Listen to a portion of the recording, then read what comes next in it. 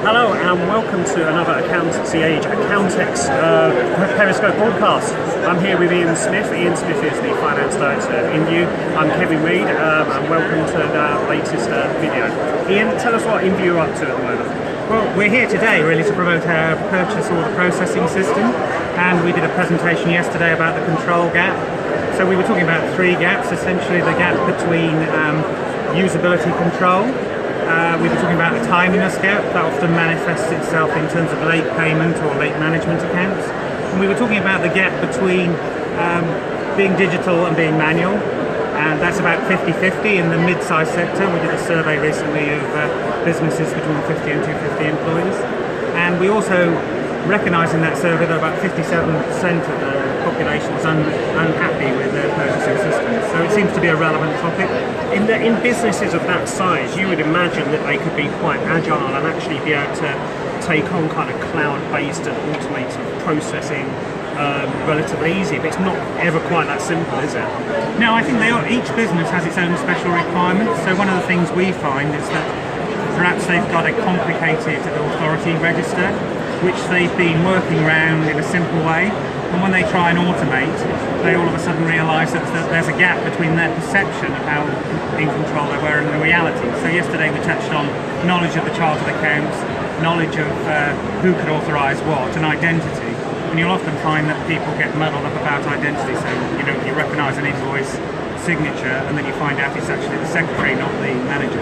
Okay, in terms of the finance directors or the finance managers of these companies that are coming to you looking for solutions, what are the problems or what's going on in the market that's driving people to make these types of purchasing decisions with you? I think finance directors now aren't expected to look back, they're expected to look forward. So there's a degree of uncertainty in a lot of finance systems, particularly if they're paper-based. So if you like, there's a huge gap between making a commitment and getting management accounts. And what a lot of finance directors now want to do is get real time, so they want to know against budget what they've committed. And so we're pushing our POP solution, which basically gives the requisition and the approver the ability to see the budget at the time they make the commitment, as opposed to finding out about it 6 weeks later, which means they've got a long time to turn the ship round. Okay. We've seen obviously big businesses spending tremendous amounts of money on ERP systems and bolt-on applications, and trying to find platforms that bring all the data together. We hear about the FTSE 100 and 350 businesses, the FDs being very forward-facing. How easy is it to kind of transpose that down to the 50 to 250 employees?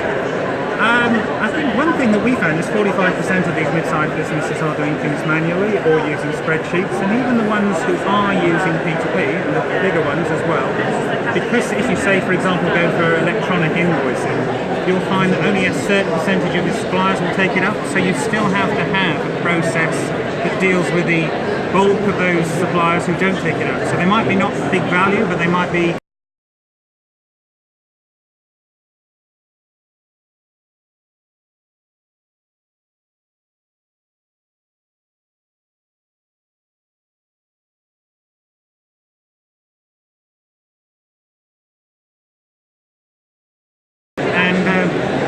do you realise that you're going to change the way your employees work? So, you might process 100 invoices a day and feel satisfied from an input point of view, but you suddenly move to dealing with 15 problems a day, and that's where you want to get to.